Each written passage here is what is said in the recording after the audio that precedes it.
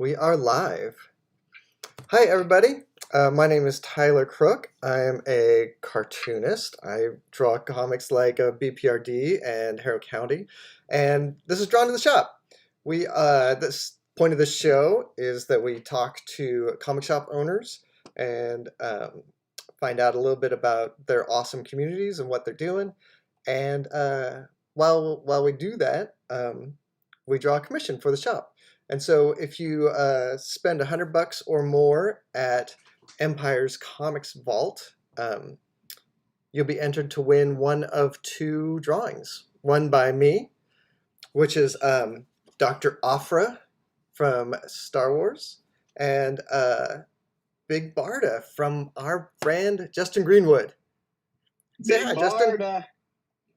What's up, everybody? I'm Justin Greenwood. I draw comic books like, most recently, CRONE, or you might know the comic book Stumptown or The Last Siege. And excited to be doing some Big Barda today. And as it turns out, Empire Comics Vault is my local shop here in this Sacramento area. Nice. And yeah, I am Ben Schwartz, owner of Empire's Comics Vault here in Sacramento, California, where it's all about comics, hot sauce, pugs, and really just the artistic, creative community and the people that love them. Awesome. So we have the Empire's Comics Vault contact info up on the screen. Anybody watching live, you can give it a call. If it's not live, you can still give them a call. How can people order from you right now? Are you doing mail order? So yes, we have a number of ways. Thankfully, here in Sacramento County, we were allowed to open our doors a couple weeks ago. Of course, taking measures. There's constantly cleaning being done. We are still offering curbside service because I know a lot of people like to take us up on that. But one of the things that we really pushed heavily during the quarantine was the mail order, and we're continuing to do that. So I'm going to the post office at least twice a week still, just to get stuff into people's hands. And when I show you the shop, you'll see we've got so many things on hand, even though we haven't been able to order through our distributor at the moment, that people have not, it has not been hard finding something to get into your hands. That's awesome. So let's start with, why don't you tell us like the origin story of your shop and how you, like what made you decide to open up a comic book store? Okay, so the origin story for Empire's Comics Vault is one that I would highly recommend that nobody follow. It's not a solid business plan. It just happened to work out. I have been a lifetime comic book reader. I've always hit my comic shops on Wednesday to see what's out there, to get some new stuff. And I had a local shop that one time I walked through. I was doing a normal job. I had an office job. My wife had her job. And he said to me one time, "Hey, you want to buy my stock? I think I don't want to be here anymore." And I was like, "Oh, no, he's joking. He's been here for years." And so I left. Then I came back the next week, and he'd probably been doing this to every single person who walked through the store. He said it again, but the price of the stock had dropped drastically. So I went home. I talked to my wife. We threw some ideas around. We were still young. We were in our mid-20s. So we had both finished school. We were working. We were like, well, if we're going to try something like this, this is probably the best time to do it. So being young and being poor, we every single thing we had into this. We cashed out anything that we had gotten through our jobs for our retirement. We went all in and said, hey, look, if this doesn't work, we're young. We can get new jobs. We can rebuild. So I bought all the stock, opened my own shop, and here we are 17 years later, and strong. So it's worked out well, and here's to never having to get a normal job again. Yeah. So how long did you say it's been? It's been 17 years, 2003, and it was a great year, 2003. I'm realizing all these things that were happening. Firefly had just been canceled, so we were big with the brown coats back then, and then we got to be part of the whole Serenity thing. Walking Dead started that year. I realized when it ended, there was a little bit of a hole in my reading experience because I have read that book every single month since so it was just a great time. I mean, Batman Hush was coming out, And yeah, and I got in, met the community, and like I said, here we are 17 years later, still going strong. We've expanded into hot sauce. We continue to add new events to our roster, and I think the most important piece of all of this is that I still enjoy it.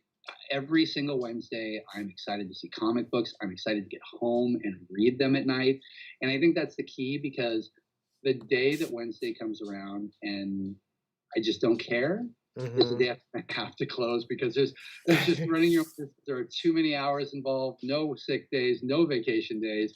So I don't see it coming anytime soon. Yeah. Are you in the same location then that you've from when you started, or have you moved around town? We're in the same area. We're in the Arden area of Sacramento, but we've been here for probably 7 or 8 years. What happened was we had a restaurant next to us. When we first moved in there, it was a great restaurant, wonderful food. Got bought out by I don't know, a particularly shady group of people. There were never any customers. There were never tables in there. I'm just interesting. You went in. I swear to you, you went in. There's a big Scarface couch looking out the main window that was tinted. So they were there for a few years, and the place burns down. So I'm not accusing anybody of anything, but it was very coincidental. And so it was January. There were like 9 foot by 16 foot holes in the ceiling because the fire department had to get the smoke out. It was going to rain in less than a week. And so my wife and I we looked all over, finally found a great landlord that worked with us, understood our situation, waived a bunch of stuff, and they have continued to be wonderful landlords ever since. So I don't see us going anywhere.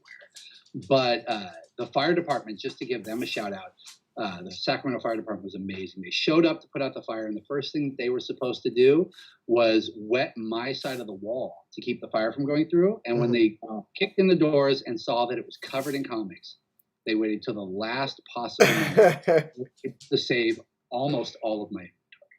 Oh, that's incredible. Oh, it was wonderful. It was absolutely beautiful. That was the nicest thing they could have done. They knew that this was going to be bad enough already. So they really helped us out. But when we found the new location, we just pulled a caravan of people together, moved everything over in one day, and we've been here ever since. And this is such a better location too. We've got a big parking lot that we can use for our free comic book day festival. We've got a lot of open room. There's enough room for 2 lounges and an art gallery. So yeah, it's small blessings. It was the best thing that could have happened, even though it was probably the most stressful week of my life. Oh, I could imagine. Yeah. But we made it work, and the community, like I said, they're the Sacramento community. I imagine this is most comic book communities. I can't attest to any other, but they're so good. They're so supportive in every way that they possibly can be, whether it's helping out, whether it's making a couple extra purchases when things like this happen.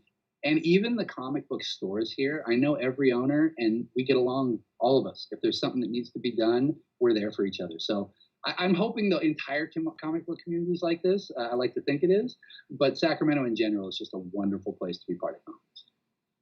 That's really neat. Did you have like a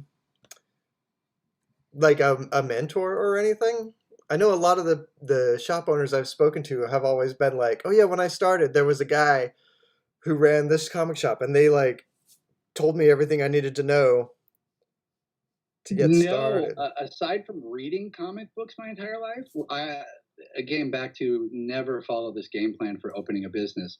I had nobody to talk to. I jumped in. I started the account with Diamond, started ordering, figuring out what my customers liked. A lot of it was also, to this very day, basing the ordering on what I'm excited about, so I can make recommendations, whether it's trades or new books. But no, I unfortunately didn't have anybody like that. In fact, the guy I bought the stock from, one of the things I remember very vividly from him is he told me one day when I went in to just watch what he did, he was like, okay, I just made $100 sale. We can close today. I was like, no, wait. It's only 1 o'clock in the afternoon. So no, a lot of it was all of it was on hands and just kind of figuring out what people wanted, what the Sacramento community wanted. We used to do a lot of games. because that was kind of what was expected of a comic book store, I think. And then once I got to the point and established enough where I didn't have to, we got rid of all of the gaming tables. We send people to a great store called Great Escape Games right around the corner. That's where I get all of my stuff. And then we were able to turn 95% of our product into comic books, which is what I'm ultimately passionate about more than anything. What's the deal with the hot sauce? So it's growing, and we had just put up some shelving to expand it right before quarantine. So I held off on an order because I didn't know how long it would go, and I didn't want to bring in a bunch of perishable stuff.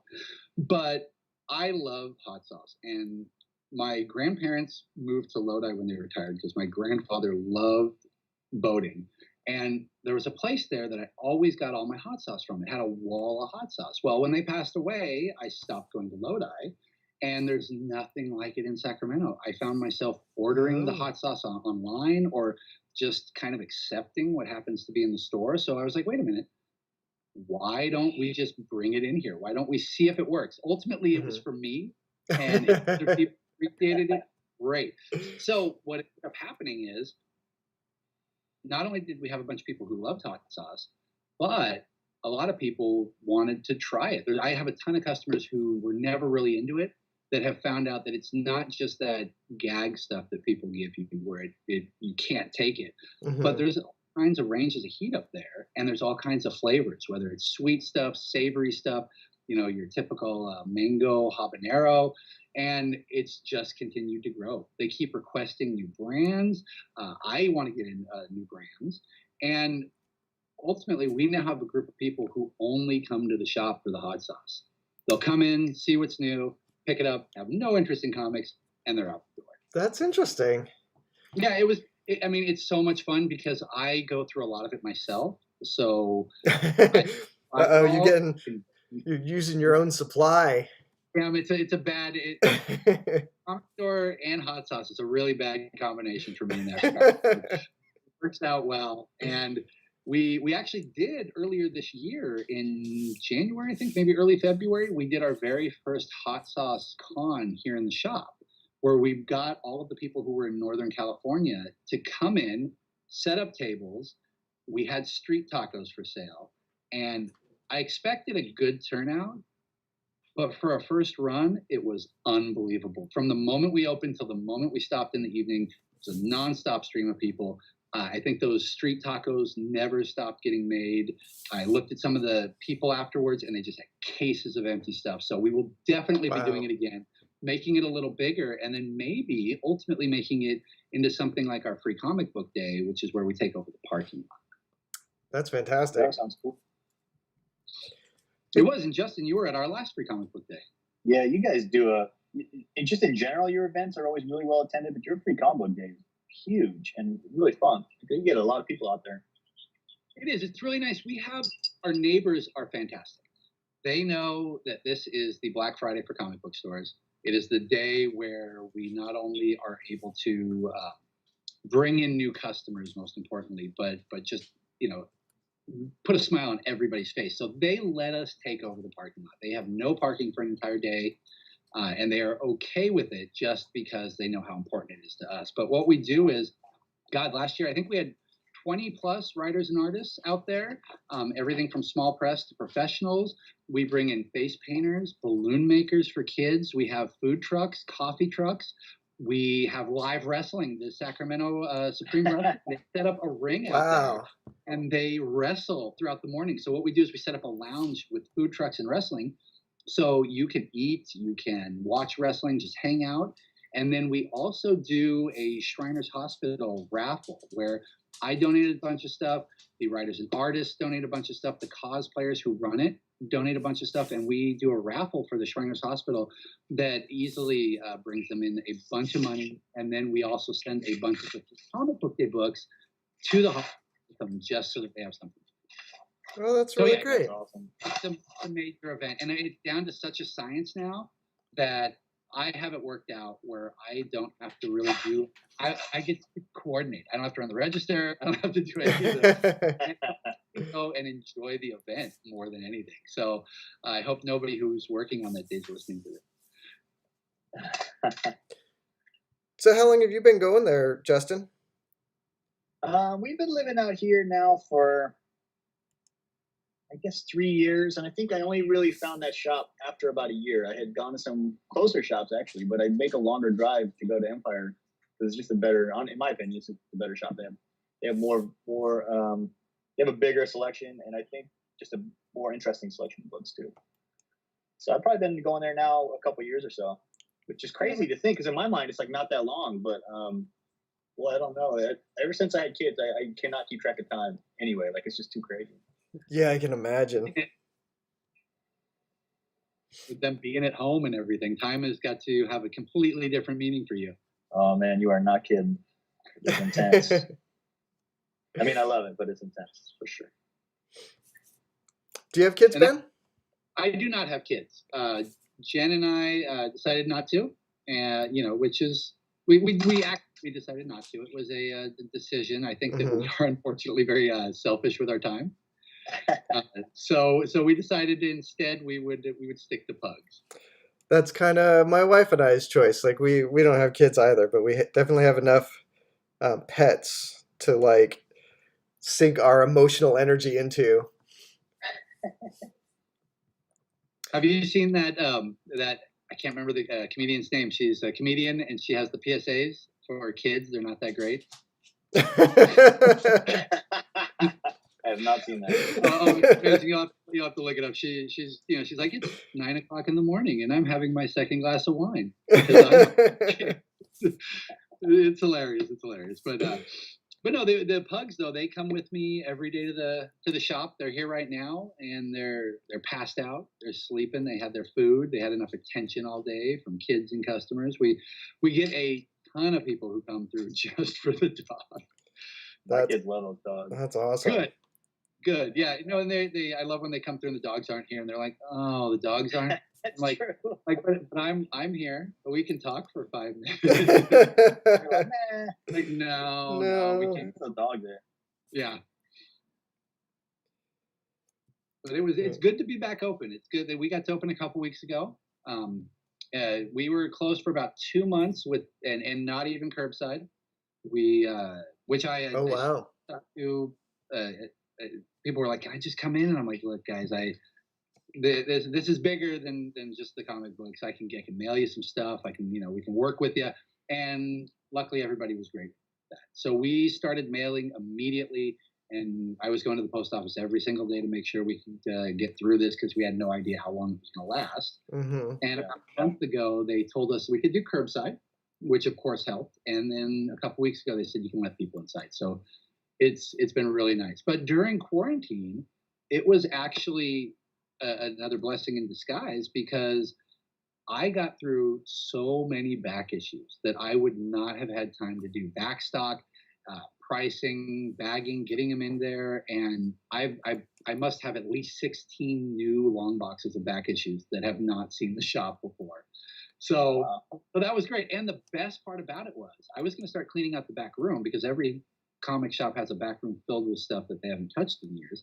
When I remembered that I had a ton of stuff sitting at my house. So now I can officially say that my house is 100% work-free with comic books and my wife is ecstatic. Oh my gosh. Yeah, that's incredible. Walking garage again.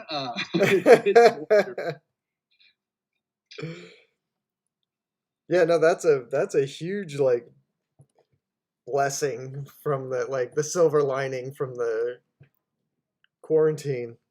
No, it most definitely is. And like I said, she is so happy. It's all out of the house. I have promised not to put anything back in the house. I will work on it here only. So yes, small blessings. Yeah. Is your wife into comics too? She is, yes. Her favorite hero or anti-hero, depending on the day, is Catwoman. Nice. But I have known my wife since we were like 10. So we read a lot of comics together. Yes. We met first because our dads were roommates. And I would see her every once in a blue moon. And then, we started dating in high school and we're married and we've been together for 22 years now. We've are officially married for 22 years. but we read a lot of comics together. And in fact, one of the things that holds a real special place in our heart is Elfquest, because we were both really into it back in the day. And so that was probably our first like shared comic book experience. That's fantastic.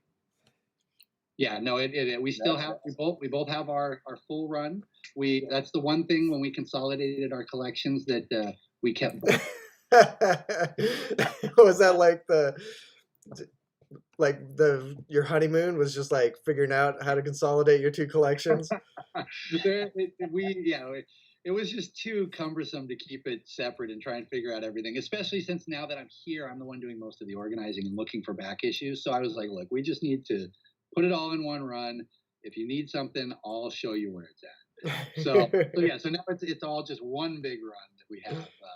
But I'm pretty meticulous about my comic book collection and the organizing. I never let it get more than about a short box full before I put it all in, and then I've got everything organized: DC, Marvel, and Indie. Oh man, I am the opposite. As soon as I started drawing comics for a living, like the physical comics lost almost all value to me. Like I read them, like I go back and read them. I'm down to I think 6 short boxes is like my whole real collection anymore. Down to your absolute favorites. Yeah. And I just don't hold on to it if it's not something that I don't absolutely love reading, you know.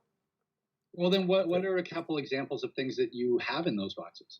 I have like my Alpha Flight run, like the first couple years of Alpha Flight. That was like stuff. Still one of my favorite comics of all time. I have like I don't think they're first print, but I have like my floppy versions of Watchmen.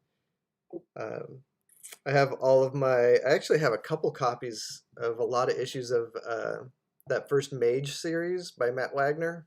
Oh, yeah. That one was like really huge for me. I got a couple things in there too. Like I have a signed Herb Trimpe Hulk comic.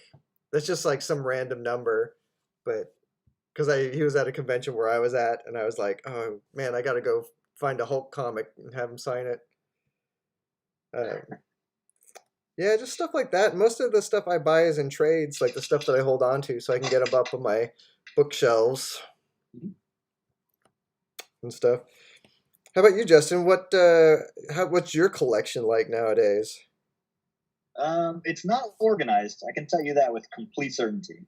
But I have most of the books I grew up collecting, which is probably something like 20 long boxes or something over the years, over like a long period of time, and they're just sitting collecting dust. I recently have been thinking about going through them all and actively doing something about it, but hasn't made the priority list yet. Although talking about Elfquest really brings me back. I love that book. And when I was a kid in like middle school age, early high school, our local library had like almost a complete set of it from that time. And I remember going like after school most days and reading I read so much of it. I love that series. That's one of those that I was reading when it was Epic was putting it out. Was that the imprint? The Marvel imprint? When it was the So I was buying it at the grocery store, and like the whole time I was buying it there, I'm just like, these elves are gonna do it. They're gonna any second now. They're gonna do it, and then they never did. And then finally, recently, with the Dark Horse doing those like omnibus editions, I finally got caught up, and I'm like, they finally did it. That's awesome. It's inevitable. Say that again, Justin? Oh, I just said it was inevitable. It was inevitable. It just was written in the stars. Yeah. So, hey Ben, do you want to take us around your shop a little bit and show us what your setup's like? Let me just take a peek at this. Let me see if I can flip this. Doesn't look like it. All right, let me just I'll take it around here, and we'll see what we see. So, the first thing we see is, well, we'll start right where I'm at. This here, we've got our young adult section. We've got things, moved around to certain sections, and we've got a display of everything there. We're slowly growing it. It keeps adding and adding as we find new titles there. And then over here, it's going to be a blank wall. It's not going to look impressive. This is our art gallery that we normally have a monthly artist up. We do an art reception. We sell their stuff for them. And we obviously don't have it right now because things aren't, it's not really worth it for the artists to come down and do this. But we should be starting up again next month and getting things in order. Now, I said that about 95% of the store is comics, but the one thing you cannot get away from are these pops. They are just, they're like, they just keep growing. I mean, my God, they have like the royal family. They've got everything you can possibly imagine in this section. So, but right below those, because they do love them and everyone loves them, this is the new wall for the kids. All of the new comics that comes out for them, we keep right back in this little corner. And then we've got over here, let's see if I can make sure you can see it. We have got a kids section that just keeps going and going. Now, all our trades are going to look a little decimated at the moment just because we haven't been able to get a lot of ordering through Diamond at the moment. They're slowly getting us our back stock, but we're slowly getting it. And then here is the lounge I was just sitting in, where let's see if we can see a couple of the sleeping pugs. Oh my God, look at that little potato. That one is Roly Poly. She's about 14.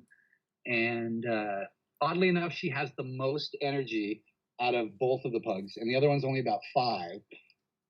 But here is, oh, there she goes. She sees me coming down. Oh my gosh, look at this. That is Captain Dylan Hunt, and it is named after Kevin Sorbo's character on Andromeda. I watched Andromeda like about 8-9 years ago, and I absolutely I'd never seen it. I fell in love with it, and I told my wife, the next pug is Captain Dylan Hunt. I don't care what happens. You can name the next one. And so that is our little captain there. And we'll take a look at the trade wall. So it just goes down. I mean, a lot. Nice. We got it sectioned by Marvel, by DC, and we've got DC actually separated into classics and rebirth in case you want to go for something old or if you want only things that are in continuity. Oh, that's interesting. And Image has its own section, and then everything else indie just stretches around through here. And then one of the things we do is I don't like a lot of clutter.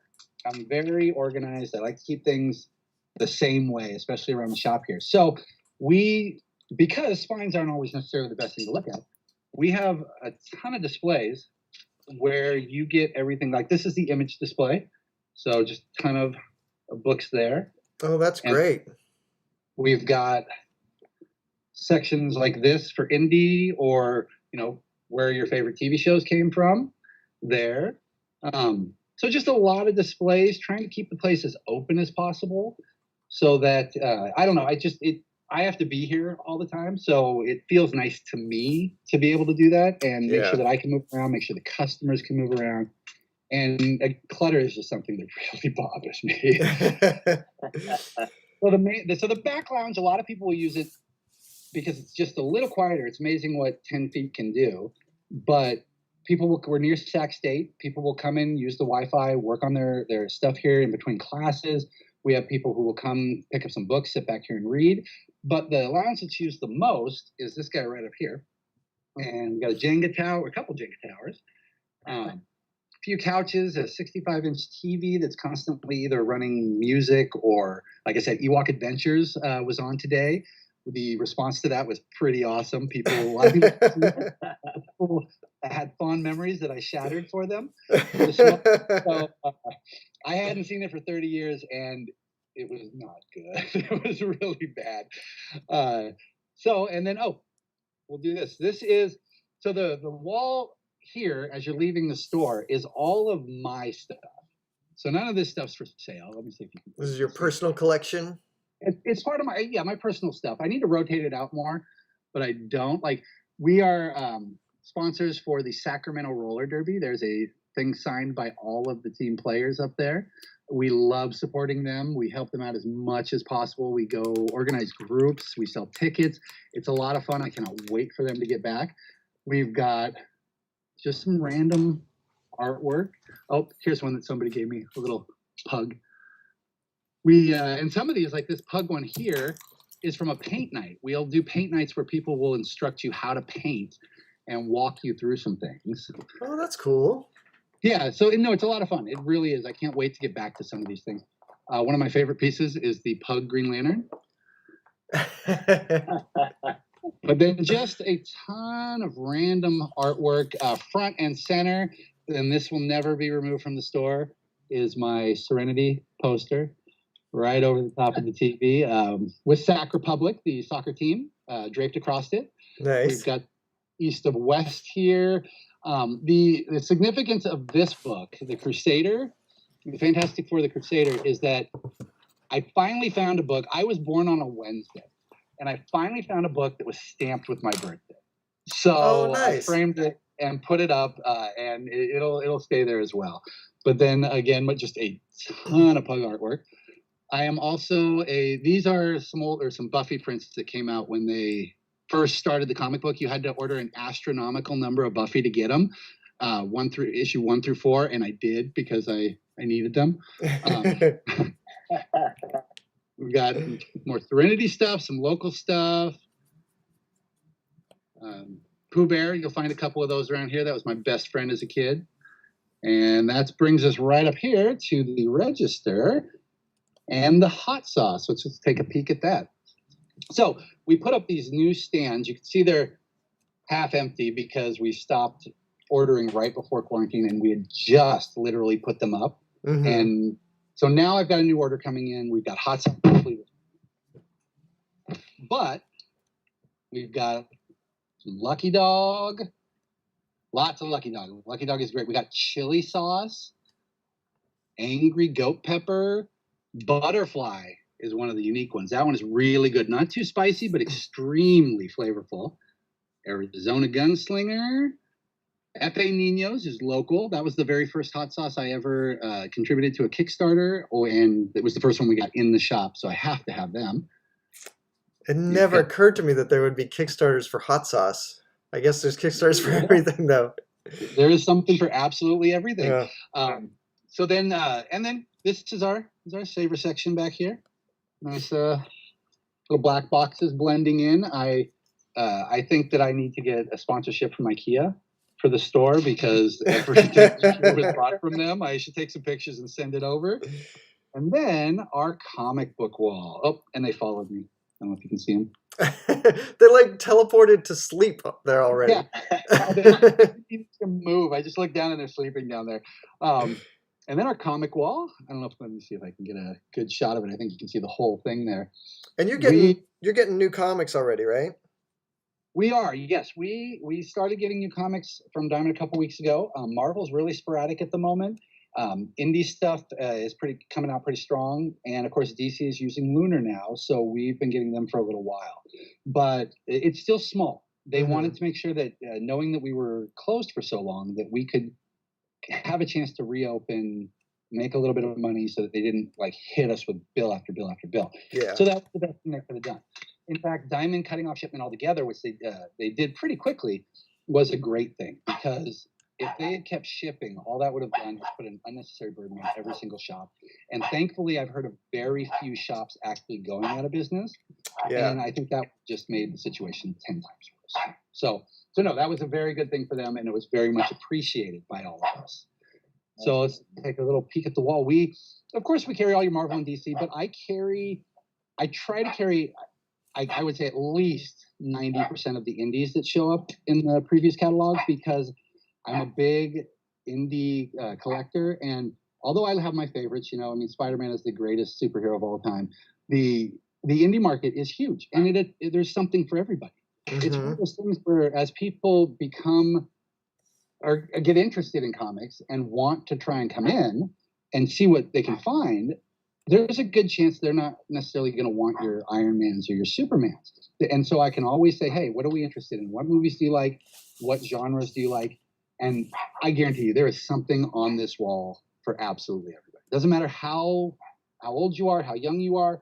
My favorite one was a little old lady who, God, she had to be in her 80s. I wasn't going to ask, but she said, I used to read when I was a little girl, and I want something again. And we found her a couple things, and she left happy. So that's fantastic.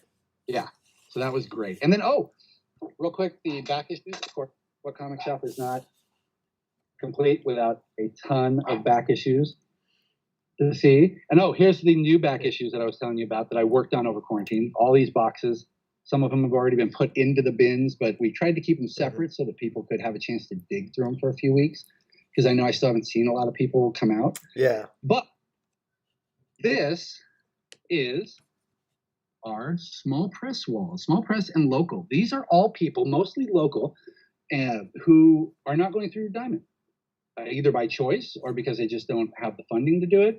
But we have got them all here. We have gotten people from around the country. If I've found something that I've liked, that I've seen, I've had them ship me stuff. And all of this is stuff that, most of it is stuff that you won't find anywhere else in Sacramento. So that's a lot of fun. I really enjoy. Oh, and we carry a very small amount of manga, but what we do have quite a bit of is international books. I'm a big fan of heavy metal and Rebellion, and so I try to bring in a bunch of their stuff. In fact, I had a heavy metal subscription as a kid when I probably shouldn't have.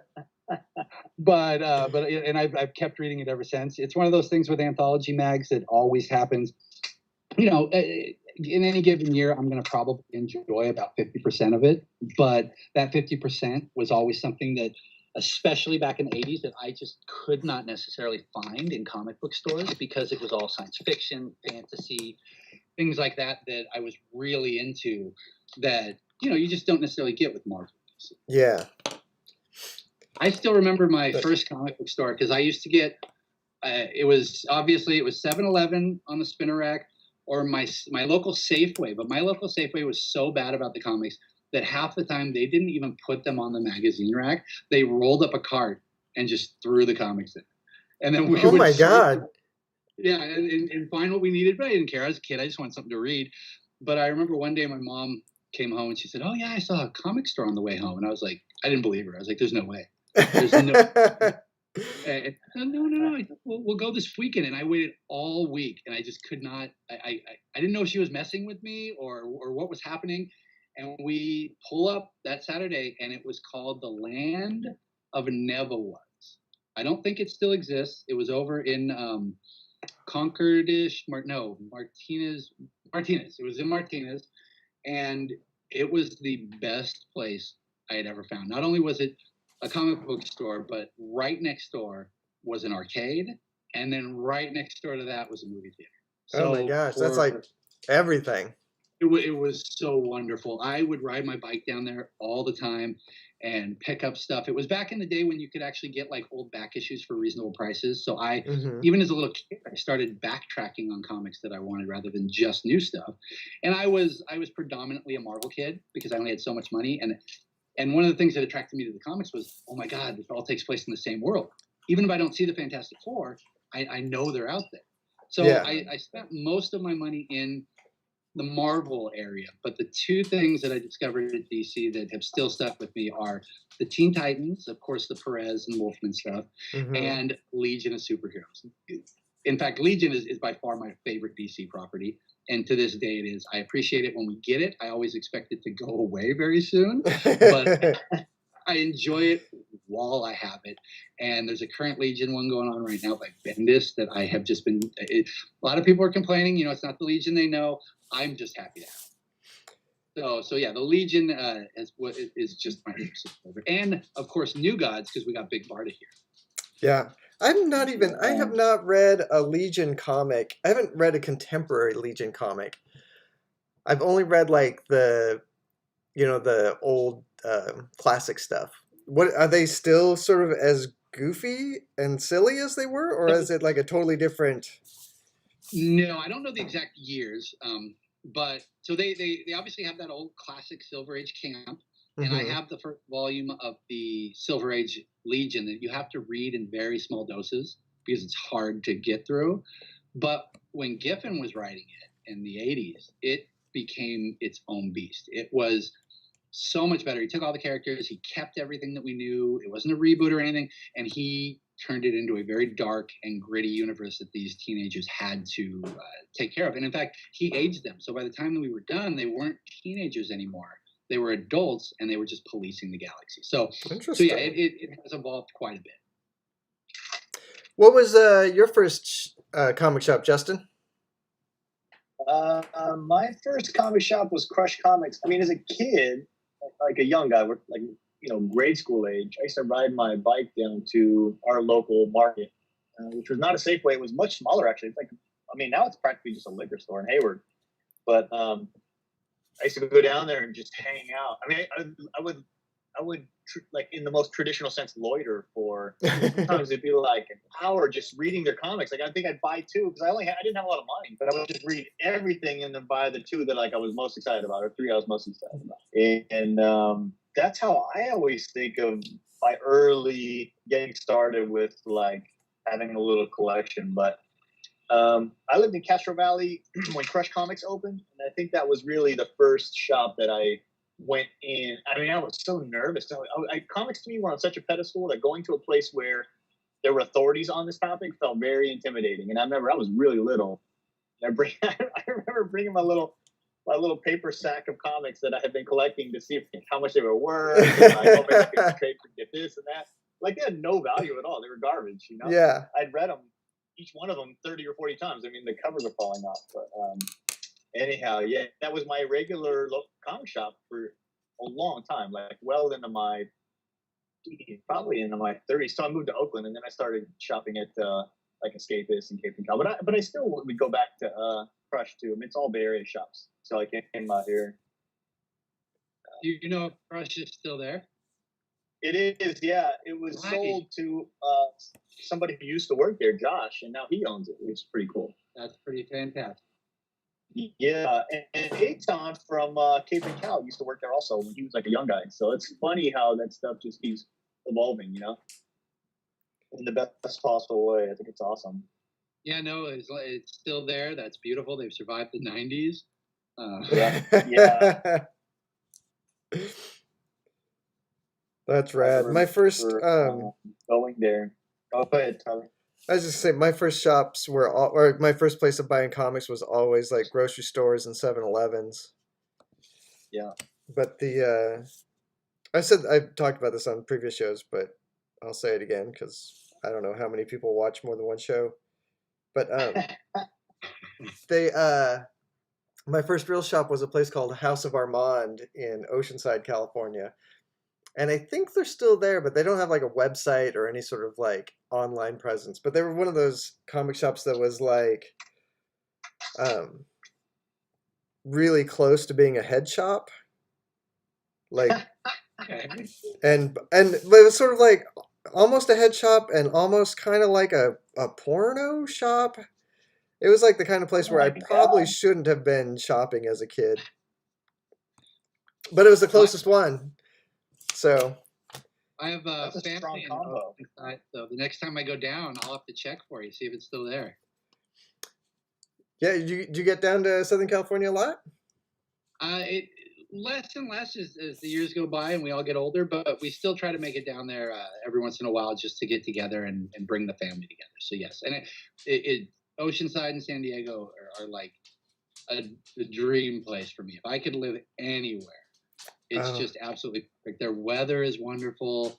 The even in winter, I go down and it's like 70, and my relatives are all bundled up, and my brother and I are in the water. I'm like, it's only 70 guys, but they, when you live in paradise, you don't know the difference.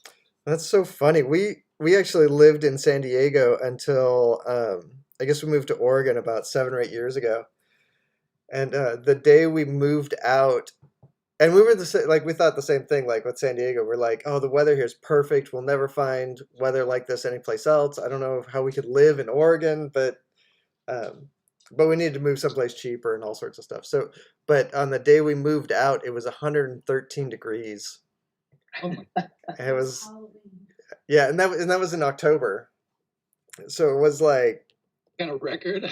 Yeah, it was like a record heat wave, and we weren't like, we didn't live real close to the beach. We were like kind of out towards Escondido, or not Escondido, El Cajon. So we were like on the hot side of the hills.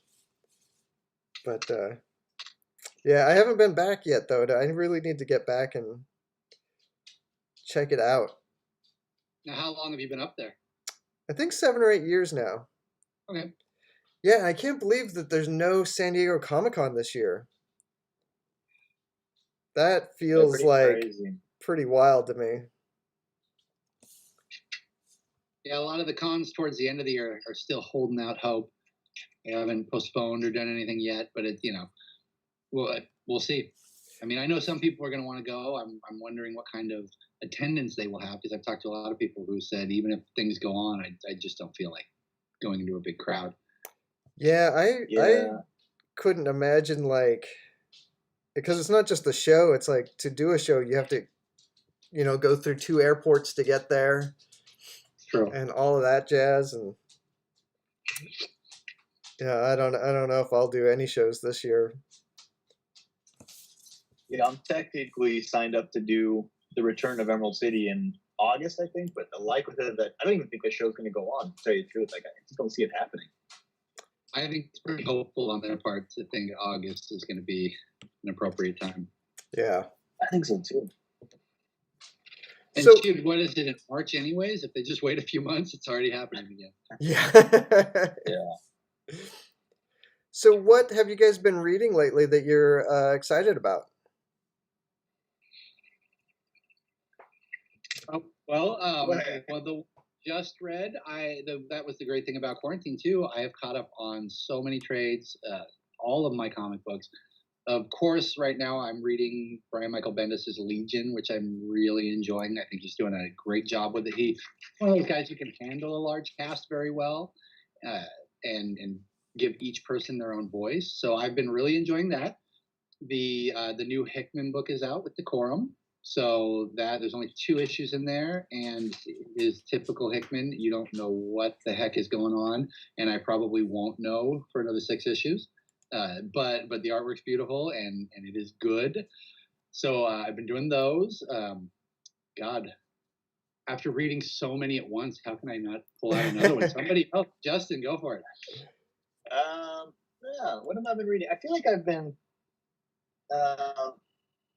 reading a bunch of odds and ends, because a lot of it is what I had here. I can't think of what I have around. I'm looking around the studio thinking about what I read recently. I went back. I've been rereading 100 Bullets. I got on this real Risso kick again, who is a huge influence to me, and I just love the art. And I had found these like used collections, and I thought, man, I bought those issues, but I can't easily get to them. Like, I'm not kidding when I say it's a mess. My collection is just like all over the place. Yeah. So I've been rereading those just to look at the art mostly. Like, I remember the story beats well enough to where there's nothing totally surprising, but I'm always surprised by how good the storytelling is. It's just amazing. Are you doing? But what's that? Are you doing Moonshine, his new book? Yes. Okay. I think I just read the first trade though. I don't think I continued, and I don't know why. I think there was a long break, and I missed the window to get back in. So I bought it issue to issue. But I will. For sure. I read what is that? Sentient recently in the last few months, 4 or 5 months. I thought that book was really good. I can see why it's getting so much acclaim. I forgot that artist's I borrowed name. from a friend. He's fantastic. Oh yeah, he's good. It's Walta, I think. Yeah, that sounds right. Yeah, and I had borrowed from a friend, Crying Freeman, which is manga I had not read before, but has been recommended by like just about everybody. And I read the first 2 volumes of that, and it's pretty amazing comic. That thing is, I read, that was one of those I downloaded to read on a plane once, and got like whatever 10 pages in, and I'm like, I shouldn't be reading this on an airplane. On that same topic, I started the first one when my kids still had soccer, like that was still allowed. And I remember I brought it with me because I thought, oh, cool, I borrowed this. I'll have time to read it during this practice kids will be running. And I sat down, opened it up, and I was like, holy shit, I don't think this is going to be a good fit for this environment. Literally a bunch of soccer parents. I'm like, I don't think this is gonna work. Yeah. Oh, that's What about funny. you, Tyler? What you been reading? I just started. I did a Kickstarter for. Well, I guess these aren't technically comics, but you guys are familiar with the panel by panel Oh yeah. stuff. Yeah. They just put out a bunch of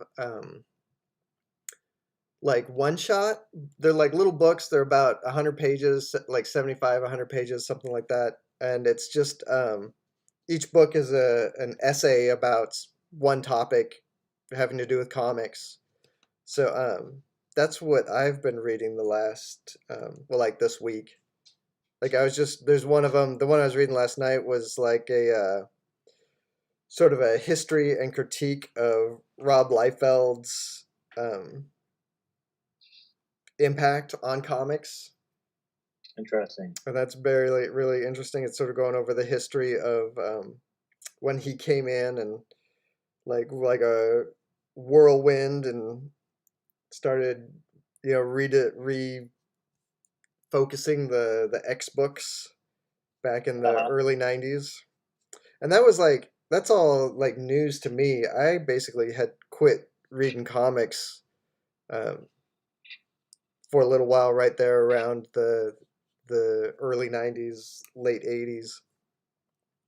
So I missed like I didn't even know that cable existed until like I don't even know when. Like I guess I've known about him for like 10 years now or something, but And then you were like, why? I was like, what is happening?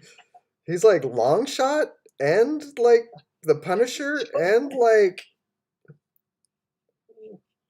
yeah. Now that book just talking about, are the anybody of note who's doing the writing? Is it comic creators or? Oh, that's a good question. I can't remember who the writer is.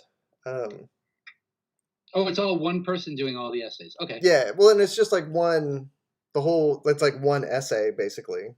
Like each book is like it's sort of a deep dive into whatever topic. It's really neat. Like I really wish that there was more like I really liked the old Comics Journal stuff. I mean, No. there was a lot of stuff about the Comics Journal that drives me up the wall, but I liked that there was a print version, of like comics critique going on. And like panel by panel seems to really have picked up that the baton or whatever and is running with it because I feel like they do really good comics critique stuff. And Alter Ego and Back Issue still come out. So I don't know if you ever checked. That's tomorrow's, right? Yes. Yeah. Yeah, they still come out with stuff, so you can get a lot of that kind of stuff in those publications as well. Yeah, they actually a lot of those books are so good. Like all of their art books. I forget what they're called. There's one called Draw! Exclamation mark. Yep. Oh yeah. And I think they have another title too, but they're always like have really good interviews and go deep with people about their career and their art process and stuff. That stuff is great. And speaking of the art, what are both of you currently working on? Anything in the pipeline that nobody knows about? Well, I think everyone knows. Well, not everyone, but like I'm working on a Colonel Weird series, which is part of Jeff Lemire and Dean Ostrom's Black Hammer universe. So I'm working on that, and that's like it was supposed to already have started to come out, but it was postponed because of COVID. And now I'm not sure if they have a new release date for it now, but I'm still working on it. I'm on the last issue right now, and man, it's been hard. Like sitting down and drawing a comic book takes a lot of concentration, and that has been hard to come by lately. Tell you what. How about you, Justin? What are you working on? I thought it was hard like 3 months ago, and it's just like whatever I thought was hard before, it got recalibrated about 3 weeks ago. Yeah. You know, I hate to be that person who has to play close to the pocket, but I'm like 4 issues done out of a 5-issue series that has not been announced yet. We're gonna get the whole thing done before it even goes to solicit. That one will be with Image though, and then I have a side project I'm working on, like a really large one-shot that's really fun with a friend of mine. We're kind of working around other schedules on that book, but we're making some headway. Like I think it'll be done this year for sure. Neat. And we continue to talk about Stumptown. I think it's likely we'll see a return soon to the actual book version. oh, nice. And they got picked up for a second season, the TV show.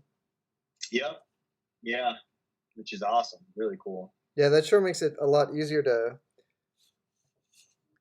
Sell the publish book. another more comics. Yeah. Yeah, we have been talking. Honestly, we've been talking about returning for like at this point it's probably been 2, almost 3 years. But now with the show, it just makes it a lot easier to make room for it, and it makes it more time sensitive. So yeah. So yeah, we're in a serious way talking about that also, and I'm hoping it'll be real soon. And now's the time to hit it. So hopefully. Yeah, for sure.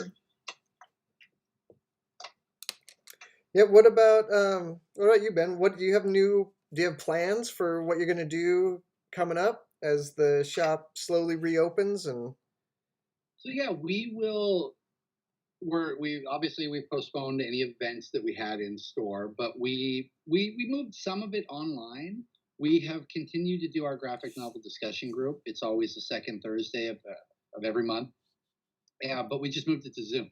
That was the easiest way to do it. We send a link out. Everybody can jump in. We just did one last Thursday. It was East of West, Volume 1 and 2. And Nick Dragotta was nice enough to join us on Zoom. And he jumped on there? Yeah, he jumped on there. He was great. Like he normally we get creators on. We try to get them on every time we do one. When we're not using Zoom, I just Skype them to the TV, and then we have a 15-minute Q&A. But Nick, man, he was great. We were going a half hour in talking to him, and he was just like, "What next? What else do you guys want to know?" He'll give you the straight business too. Like he won't really dance around what he thinks, which is awesome. Yeah, so that was great. We did that, and the neat thing about the book club is, I mean, we've got a great group of people. Can't wait to get them back here, but it's nice to see everybody connect again online because I haven't seen these people. And we, although we have people who rotate in and out, and we get new people. You've got your core group of people who really love getting together, coming in early and hanging out for this thing. And the nice thing about the book club is it's not me picking a book and telling them what they're going to read on. We always have it set 3 months in advance. And when we do a book club, everybody who is there at the end gets to go to the shelf, grab a book, and nominate something. Give a quick 2-minute pitch. oh, nice. And then everyone at the event there votes on it. So it's always something that the people who are participating want to read. That's fantastic. That's cool. Yeah, so that's one of the things that we're looking forward to getting people back in, but at least I've been able to do. We have a movie night once a month. And rather than do that, we've done a few Netflix parties with random stuff, and just to get people involved and online. I don't know if you guys have used Netflix Party. It's not visual like this. There's no audio, but there's a little chat bar on the side. So as we watch stuff, we can comment. So I've tried to keep it stuff for the most part, because there's a lot more to type in and talk about while we're doing it. And move to one of the things we're doing this coming Friday even, is I've started picking some of my favorite episodes of my favorite shows. And we'll just watch one after work on Friday night. And the one that's coming up next is The Good Place. I don't know if you guys have seen that, but it is wonderful. And because everything about it's wonderful, we're just starting on episode 1. So we'll watch one, and if people want to watch more, we'll keep doing it. So that's how we're kind of adjusting now. But unfortunately, a lot of the things that we do in the store really do require people to be here. We have like the art gallery, when we do the receptions, not quite the same. We have we have live model. We do live model once a month. We bring in a local cosplayer, and for 3 hours, the local community will come down, draw. It's $10 at the door, but 100% of it goes to the model. So it's a great way to support them, because they, cosplayers do put a lot of money and effort into their costumes. So this is just a little bit of a payback to them for all the joy we get out of seeing these things. And we get a pretty good turnout of that. But what we're going to try is the last Wednesday of this month, the cosplayer is going to send me a bunch of pictures. And for that evening, I'm going to rally the comic community on our Facebook page, and I'm going to post a picture and say, hey, you got 20 minutes to draw this one. That's fantastic. Yeah, I'll have them post their pictures, give them 5-10 minutes to post it up there so everyone can see what they're doing, and then we'll move on to the next post. So a lot of adapting here, but again, there's a lot of things we can't do, like the art reception. We do live comedy nights sometimes here. We do live music in the shop because we've got enough room. So those kind of things are all just on the back burner for a little while until we know that it's safe to bring everybody together and make sure that that everybody also feels comfortable in doing it. Sure. But one of the things, I mean, obviously we all missed Free Comic Book Day, which was a huge bummer. Yeah. One of the ones that I haven't canceled or postponed, much like some of the conventions at the end of the year, is usually the last weekend of September or the first weekend of October. Our second biggest event following Free Comic Book Day is Creative Women Minicon. And what that is it is exactly what it sounds. We take women here in the Northern California region who are everything from writers, artists, crafters, soap makers, what you name it. We bring them into the shop, and it is a day dedicated just to their products. And it is such a great time and so good. But again, keep my fingers crossed, but I don't know if we're going to have that or if we're going to have to postpone it. Mm-hmm. And this is another one where I expected a good turnout, but it's just absolutely fantastic. And we've had so many good names come to that. We've had Merrick Scott. We had Mariko Tamaki come last year. Oh, wow. It's really, really good. And I don't want to announce anybody for this year. I've talked to a few people, but I don't want to say it and then not have it happen. So we'll that. But yeah, no, it was one of those things where I'm always looking to utilize the space because we have so much and use it in creative ways. And one of the things I always saw at the con, which has changed drastically because we've been doing this Creative Women Minicon almost a decade now. One of the things I always saw at cons when I went was that the number of women behind the table I felt was skewed because of talking to people in the shop. I knew there were a ton of writers and artists, even small press here in town. And I would always be like, why aren't you going to the con? So I was like, let's just try something here. Mm-hmm. And one of the things about it is I have talked to a ton of people who this was their very first convention at Empires. And hey, they have gone on to do it. It's just like a nice small place to test the waters and see if it's something that you want to do. Yeah. So and a place it sounds like a place that's like guaranteed to be safe and accepting of everybody. In fact, we've had a couple kids who have applied for it, and we had them come down and they created their own comics and sold them and displayed them, and they got excited. They even made their own artwork. It was just fantastic. That's fantastic. That's awesome. Really cool. How's your Big Barda coming along there? Looking pretty good. I was looking on the screen. It looks like truncated for some reason, but I think it looks pretty rad. I'm excited. Like it's always kind of hard to tell when you're drawing something you've never drawn before, like how it's going to shake out. But I think, I'm assuming time-wise, I won't get it completely done. But like when I start adding some of the textures and stuff, it's going to be cool. I hope.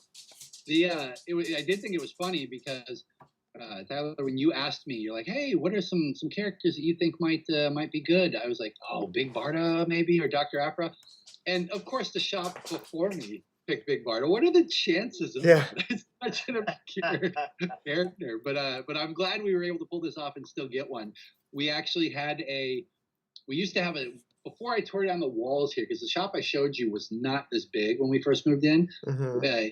Used to be a clothing store, so there were a lot of rooms and changing rooms that we had to tear down, and that I slowly did over time. Before we took out this area I'm sitting in now, we had a screen press, and we did a bunch of local artists, and we would do limited edition prints, and we've got some of those up there. But one of the neat prints that's limited up there, there's only 50 made exclusively for Empires by a local named Newligan, is a Big Barda one, and it just looks absolutely fantastic. So this one was kind of a selfish one, but judging by details on that, she's also a fan of other people here in the shop as well.